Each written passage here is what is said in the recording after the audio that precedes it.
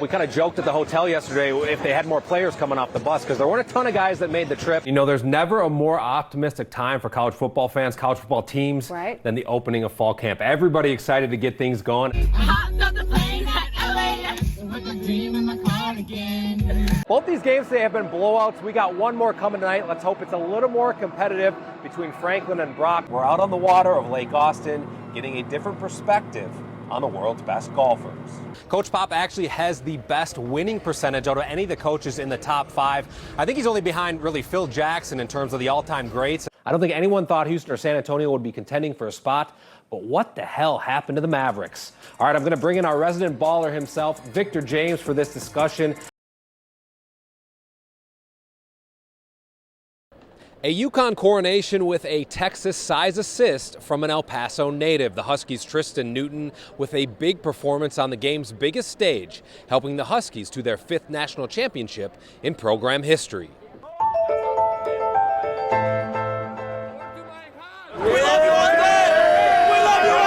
Tristan Newton left home in El Paso with something to prove.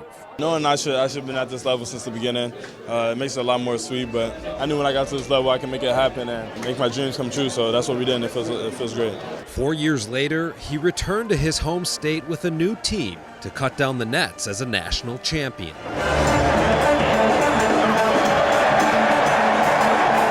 We just want to go out there and prove a point that we're the best team in the nation, and this is our championship.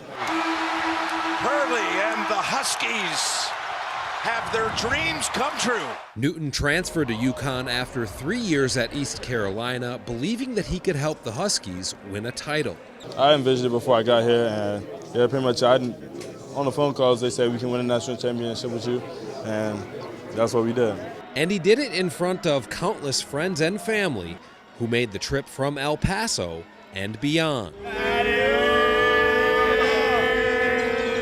Man, I got to share with my guy. You see my guy right here. He came over here with the fam. Super proud of him. Hey, despite all the Texas schools sleeping on my boy, hey, we came to Texas and we did that.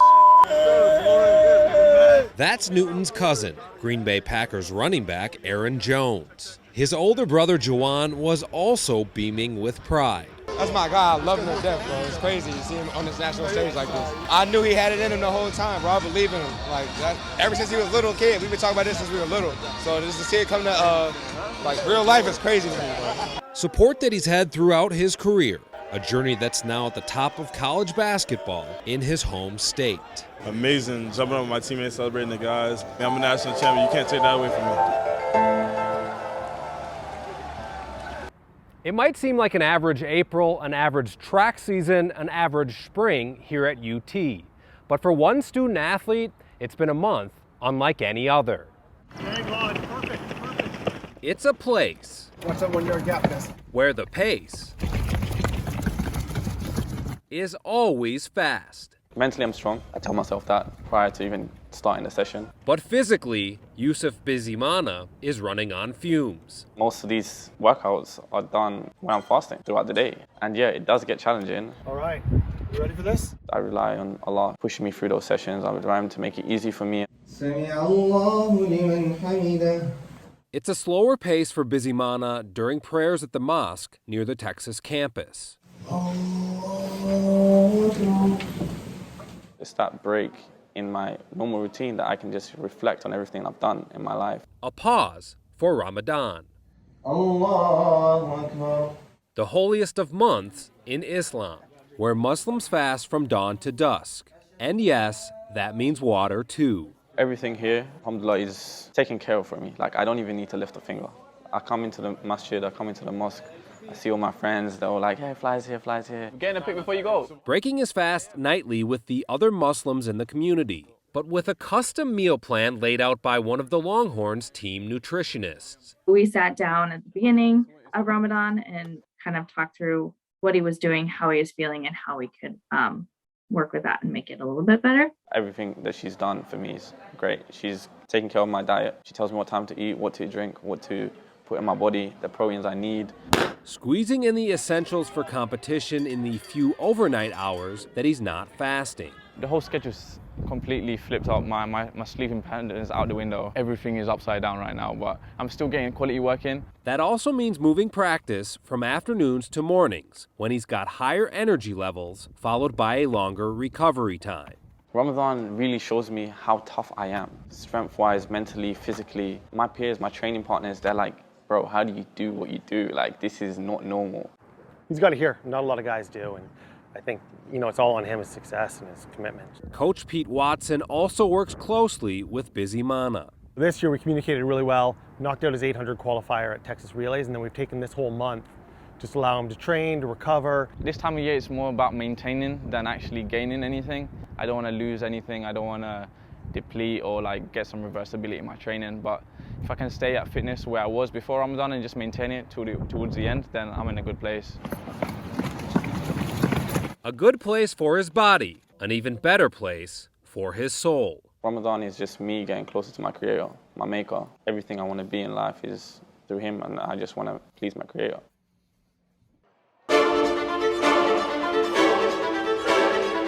Culture's who you are when no one's looking. Texas men's basketball coach Chris Beard arrested Monday morning. Chris Beard has been fired as the men's basketball coach at UT.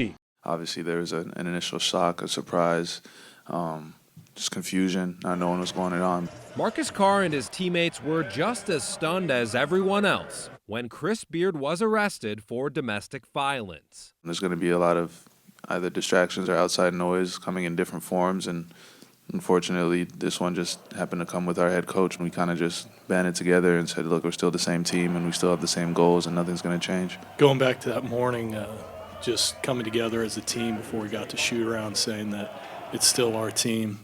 We're an older team. We'll be able to weather any storm. Brock Cunningham's theory was put to the test when things got stormy against TCU in the Horns' first home game since Beard's firing was made official on January 5th. The conversation was belief, the conversation was execution, what we have to do on both ends to get us going, to get stops, to get transition, to keep going on offense, and just playing inspired and playing for one another. We never want to get away from that. We got a team of 14, 15 guys who believe in each other, and they play for each other, and we believe that's winning basketball. Texas rallied from an 18-point deficit to win the game, a sign that this team should be just fine without its former leader. There's no resentment towards Coach Beard. An event happened, and now he's no longer with us, and that's the bare bones of it. We're trying to go win games, and all of my focus and attention is going into that day, that practice, and that next game.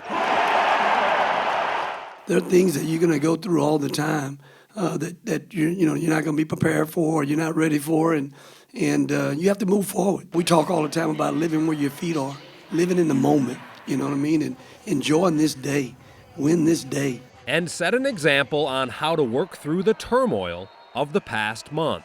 The young guys are looking to us, and even some of the guys who aren't young guys, but just our teammates, looking to you, see how you're handling everything every single day. So just want to come out with the same mentality. A veteran outlook from a group that's gone through an unprecedented situation with Texas basketball. It's a great group of young men that, still have the whole season ahead. The sky's the limit on still how good this team could be moving forward. Usually, the number one question is, what is it?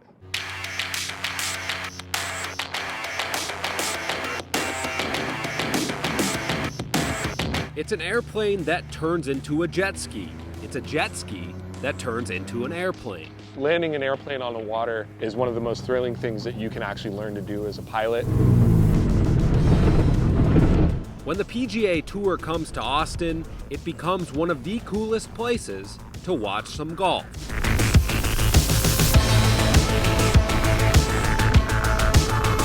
This is my second year here. I have a friend who actually lives right on the water, and we tied it up to his wake boat, and we were flying in through the tournament, and that's how we got in. We were just, showing off the airplane. That's what Gary James Knight loves to do. Being in aviation to get good at this, you have to be a little bit of a nerd. You kind of have to be a little bit of a geek. Knight has been flying this amphibious aircraft for about 3 years. He's been fascinated with airplanes forever. They couldn't get me to pay attention in Little League because I was just looking up at the sky. Now he's the one who's looking down. There's so many little things about flying that you can appreciate, and this airplane was designed to really just accentuate all of those little things. And this is the fun part.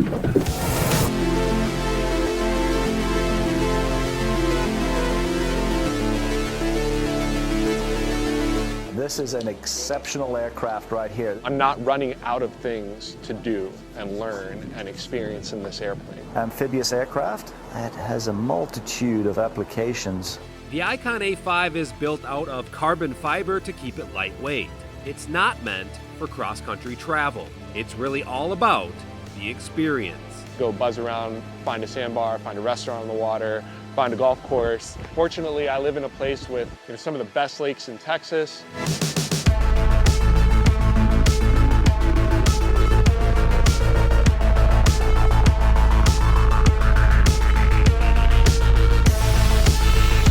But away from the crowds on land, close enough to see the pros do their thing and watch the people check out the plane. The typical reaction is exactly what I always kind of hoped for.